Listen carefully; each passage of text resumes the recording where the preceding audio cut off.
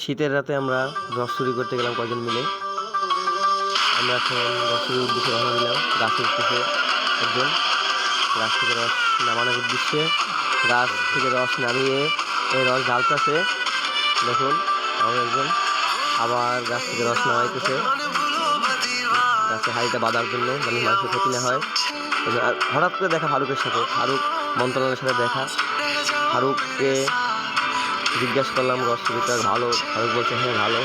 আমরা রস চুরি করে ফারুকের সাথে কিছু আলোচনা করলাম। ফারুক আমাদের কিছু নির্দেশনা দিল। মন্ত্রণালয় ফারুক সাহেবের সাথে কথাবার্তা বলার শেষে আমরা আবার রওনা দিলাম। নারকেল কিছু রস, নারকেল শুনে আগুন জ্বালাইয়া রস জাল দিতেছি। জাল দিয়ে আমরা নারকেল খাইতেছি। তারপর আমরা এখন নাস্তা খাবো বরফে কুইয়া, কলা পাতার বরফে নাস্তা খাইতেছি। নারিকেলের ছোবলায় বরফ মামা আমরা সবাই মিলে খুব মজা করে আনন্দ করে রস চুরি করে নাস্তা খাইতেছি। ভিডিওটা না দেখে মিস করবেন, খুব টেস্টি হয়েছে ভিডিওটিতে। এরকম স্বাদ আর কখনো পাওয়া যাবে না। দেখেন আমরা কি মজা করে খাইতেছি।